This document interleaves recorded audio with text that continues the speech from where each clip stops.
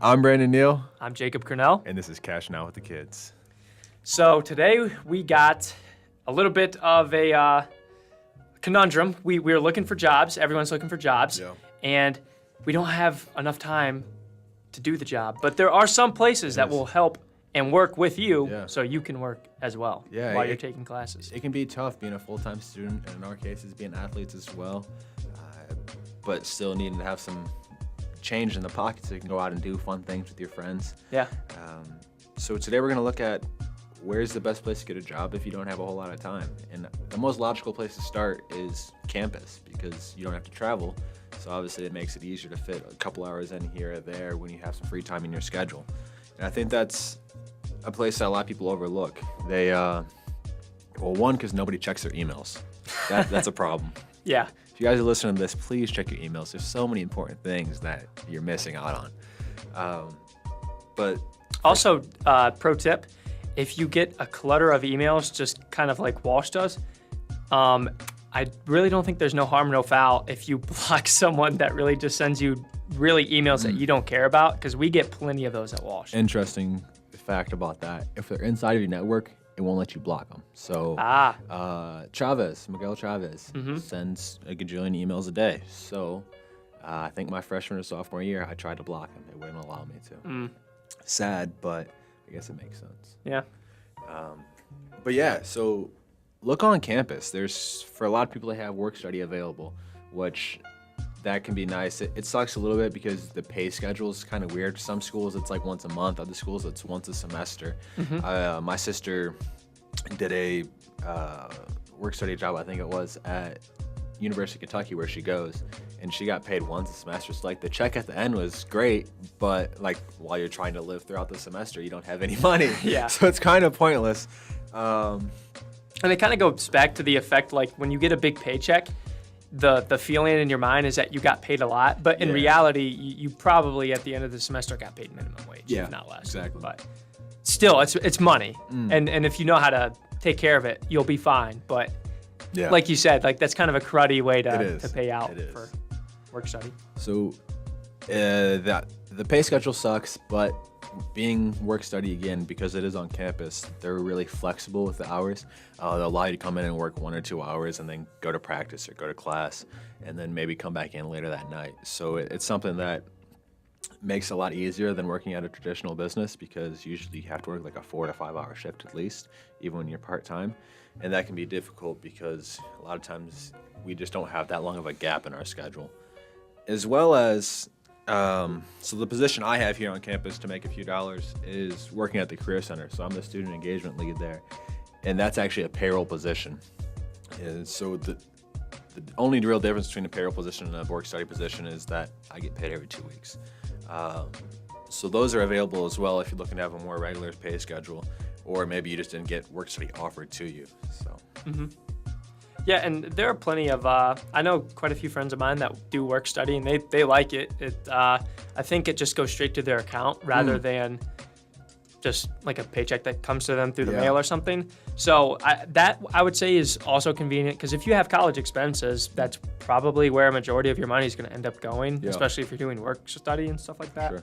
So I know a couple friends that do that, and they just get it literally just deposited straight to their account, and it just takes off either their books or like their tuition, whatever, it might be. Yeah. It just takes off like, say, $2,000 a semester for very minimum work, which is actually pretty good pay for how much they're working. Well, I was gonna say, that's the other thing about a lot of these work study jobs. You don't do anything. You sit there and you do your schoolwork. Right. It's called work study because you're quote unquote working, and then you will more than likely, unless if you just sign up for the absolute worst work study position, you will have the opportunity to study. I mean, all my friends, the entire time that they're there, they're not really watching anybody. The only time that they have to is if someone like gets a couple pool cues and starts playing pool or something or ping pong, and then that's really about it. And then they study the rest of the time. Well, even like the desk jobs, so like in the David or in the JLC, most of the time I walk by and they're just sitting there watching Netflix. They don't have to do anything.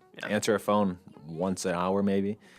So like you were saying, it's incredibly easy pay. Yeah. But outside, say your campus is completely run dry of any work study positions. You ran out of luck. You applied too late. You blocked too many people on your email. Check your emails, kids. Check your emails. There are also very good places outside of your campus to work. Just because you can't work on campus doesn't mean it's not going to be convenient. Yep. So one of which that I found that is willing to work with college students, in fact, almost solely works with college students, is Chipotle. And I picked this one just because it seems like the nicest. There were other ones like Macy's I saw was a very good one to work at. I want to say most of the retailers were pretty good places for college students, like Macy's, Sears, stuff like that. Yeah. So they'll work with you if you're a college student, but Chipotle seemed like the epitome of what you would want to be at if you were a college student. Okay. So one of the biggest ones, and I know you'll like this, Brandon, because we always talk about this. Yeah. Your first year working there, after your first year, you get matched 100%, you're 100% vested on your 401k. As a part-time employee? If you put anything into your 401k, they will match it 100%. You're fully vested. After your first year at Chipotle as an 18, 19, 20-year-old kid. That's awesome. I might need to go get a new job. Exactly. The only thing, and this is for strong-willed people, because I've had friends that have worked at Chipotle. Yeah. Think about how many people are there at rush hour. It's a hard job. I feel like it's going downhill though. I might be wrong on that one, but I feel like Chipotle is not as popular as it used to be. Maybe because they're constantly getting people sick. Yeah, I mean, it's like E. coli 1 week, and then 3 weeks later, people are back. Yeah. Yeah, you know, this is off topic, but the one restaurant that is incredible, how busy it is, no matter what time of day you go to, is Chick-fil-A. Yes. No matter what time of day I drive by one, it's wrapped around the building. Yeah. I don't get it. And it's not like they're slow either. Like, they move quick, and they're still wrapped around the building. Yeah, I don't know. And they must have some magical potion they give to their employees, because there's no way you're always that happy. Yeah, no. There's no way. I've never seen an upset Chick-fil-A employee. Maybe once, but I can't think of it. I've only ever seen these videos on Twitter where they're going above and beyond, like I know. walking people out to their cars in the rain and like. Yeah, I completely agree. And Chipotle, I've had some very grouchy, not very welcoming. Just like, you want rice? All right, half a scoop. Yeah. And I'm like, can you give me some more? They're like, no. What's your protein? Worst. Like, don't drip me. Like, it doesn't affect you. Give me my food. All right, I'm paying for it. I want it. It's like, I'm paying $6.89 for a good burrito. Give me it. Hey, side note, Chipotle is way overrated. Holy Habanero's better. Oh yeah, I like them. They're good. Yeah. They hook you up. They do. And they don't skimp on the portion sizes either. No, they don't. So. You got to get what's her name? Debbie. Yeah. Debbie. And for you that are listening that don't go to Walsh, Holy Habaneros are on-campus version of Chipotle. Yeah. Debbie is the lady that works it every day, and she's incredible. So it's actually 2 weeks before we get out of school. So yes. So when we get back from Thanksgiving every year, she actually brings a new toy every day. Yep. To kind of boost the spirits of the students, because it's a tough time of the semester. Yeah. If you ever get a chance to stop by Walsh, go to Holy Habanero and see Debbie. And sometimes, because she's made me come back after night class and tell her how much I liked my meal. She's like, you come back after night class and you tell me. And I'm like, all right, I'll be back. That sounds I always give her 2 thumbs up. If I had more thumbs, I'd give her 3 or 4. So. Sounds like Debbie. But more back to the subject. Yeah. To what we were talking about. They also offer vision. So say you're the college student that kind of pays all the expenses on the books. Yeah. They offer you vision and dental insurance. Really? And this is Chipotle still? This is Chipotle still. So they offer you vision and dental, even for part-time employees. So if you can't fit full-time into your schedule, which most probably couldn't as a college student, tough. They will offer you vision and dental insurance, which is absolutely incredible if that's one expense on your book that you really don't want to pay for, because that's going to be huge when you're paying for tuition, for sure. Room and board, books, and then vision and dental. I'm sure that's going to hurt if you had to pay for that. So they cover that as well. They have wellness insurance or like wellness deductions. So if you do this program where like you email your doctor or like call your doctor, you can get a deduction on the price of your insurance, all this stuff. And then wait, what? So if the doctor just says you're healthy, or you have to talk to your doctor about once every 6 months. Okay. It's they give you a doctor or a physician to talk to. Yeah. And then, because my dad does this. Okay. So you call in with this physician or health whatever guy. Yeah. And they give you kind of a rundown, a couple questions.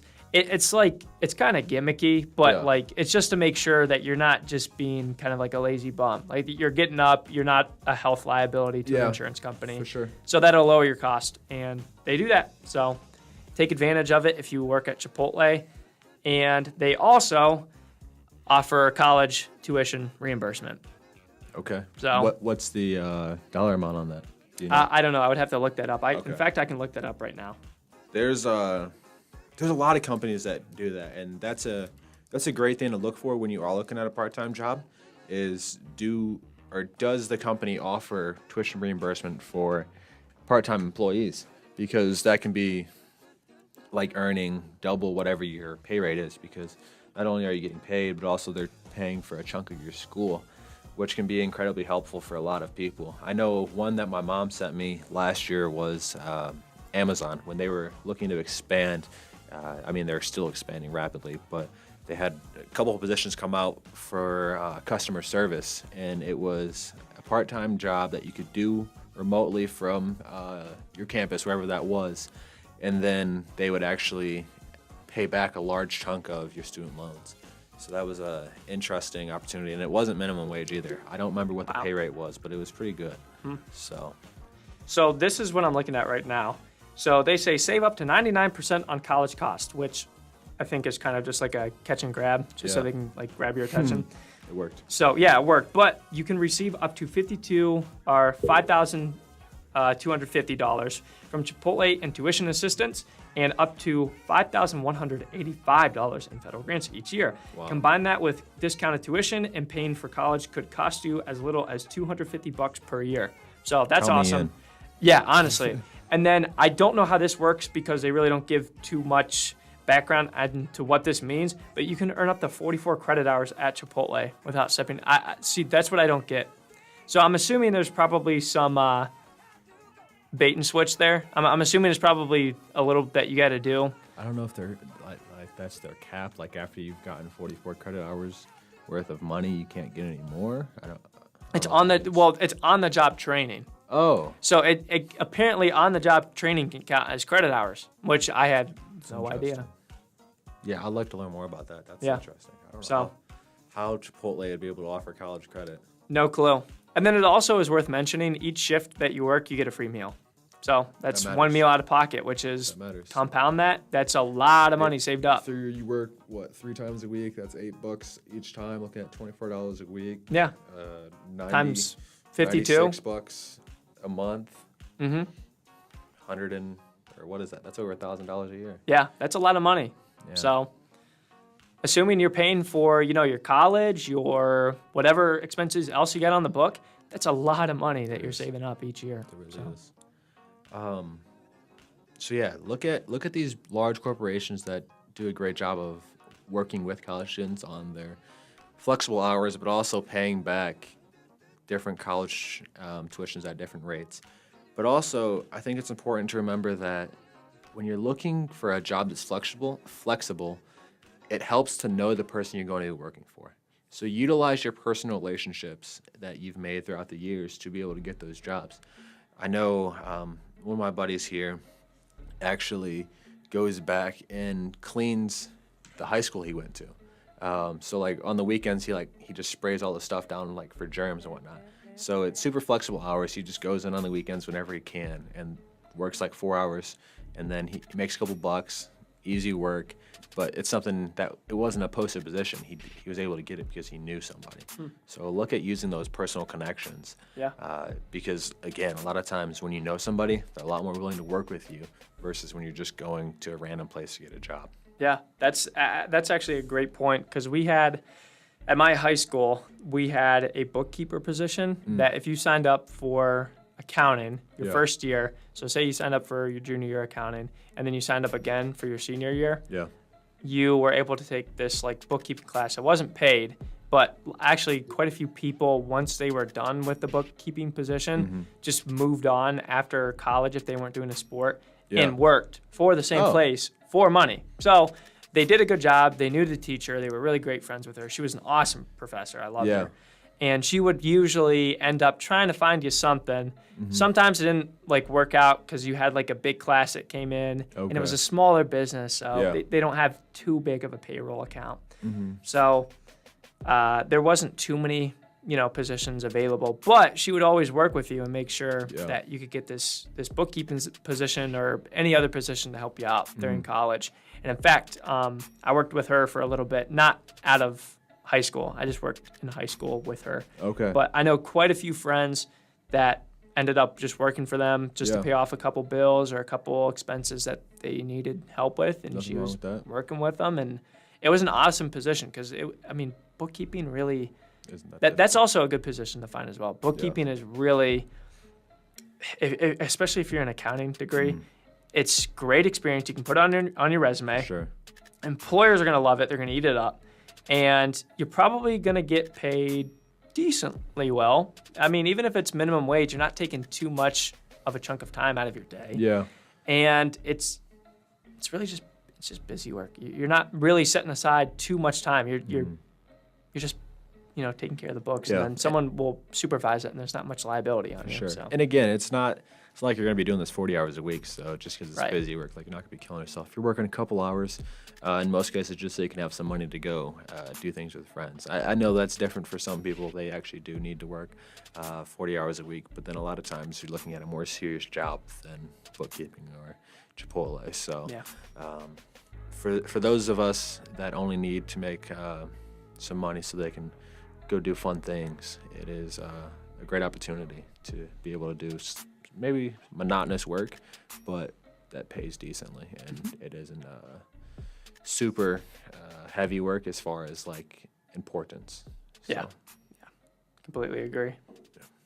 So I didn't know if you had anything else to add, but I know that's the wrap up for me. Yeah, no, I think that's good. So kind of just to wrap up what we talked about, if you're looking for a job that it has flexible hours, decent pay, and will work with your schedule, then the first place you need to start is on campus, because you don't have to drive there, so you're going to save money on gas. It also cuts down commute time, and they're going to have the most flexible schedules. Side note on that, check your email.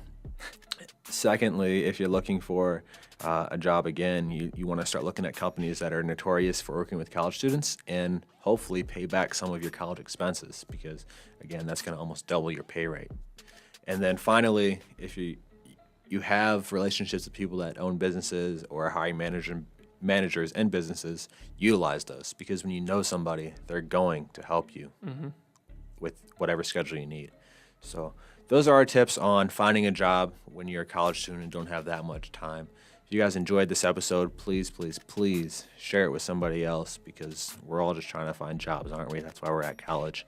Follow us on Instagram, Twitter, YouTube, and please subscribe to our blog at freedomwealth.org. Thank you.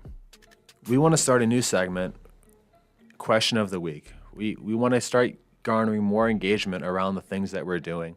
So to do that, we think it makes a lot of sense to ask you or answer questions that you want to know.